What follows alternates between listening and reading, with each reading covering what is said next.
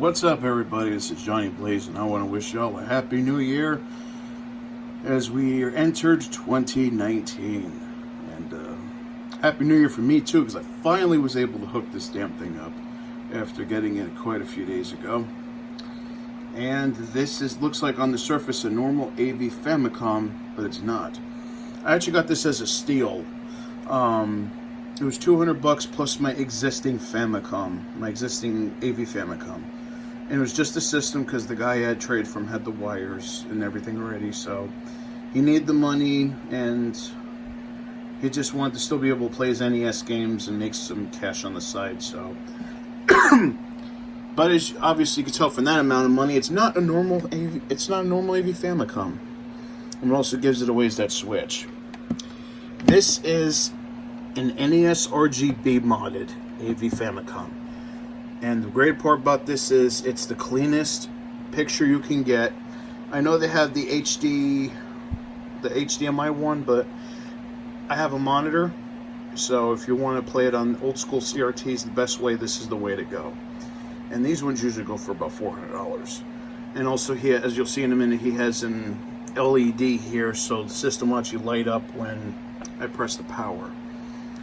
And it's great about this too is not only can I play the Famicom carts with the EverDrive, not only can I play my disc system, which I use the FDS stick for, because in the year 2019 it's not a good idea to use your disc drive as a daily driver.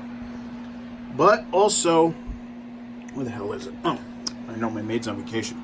With this one, I can actually play regular NES carts, which is good because people still have me clean their carts or test them, make sure they're still working properly.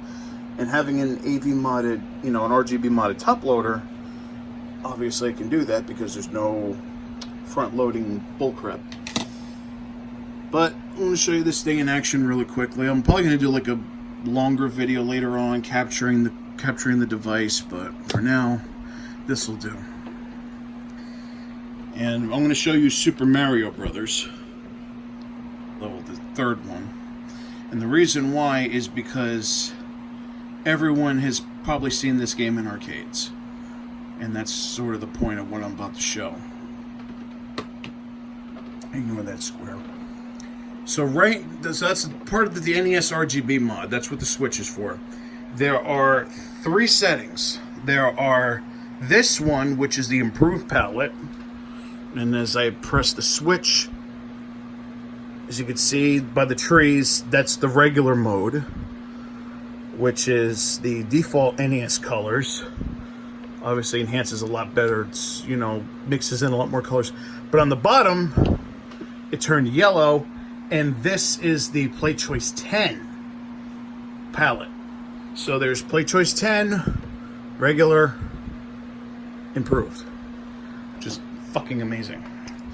And this does look, I'm using just a simple sparked HDMI adapter as my daily driver when I play it in the bedroom, but playing it on a monitor is amazing too. And it's funny because I actually got that monitor from the same guy I got this from. It's just, and as you can probably see, there's an LED light for the power. And it's hidden actually, so you can just see the glow of it. Just even cooler. So I'm going to suck with one hand with this one, I know it.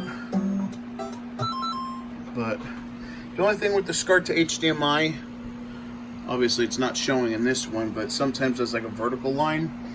But if you're sitting far back on in this case the bed, you're not really going to give a shit too much about that.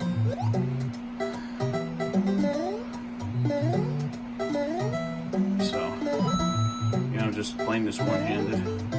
But as you can see, the different color palettes, once again, improved, regular. And you can definitely see the difference with the regular. It's a lot more plain. This one's a lot more colorful. And this is the Play Choice 10 palette. Really weird looking if you ask me. But it works amazingly well. I'm very happy with it. And it's money well spent. If you can get one of these, for like 300. I don't know, people aren't going to luck out like I did and got it for 300. Because the figure the Famicom AV goes for about 120, and then the $200 on top of that. So that was around 300.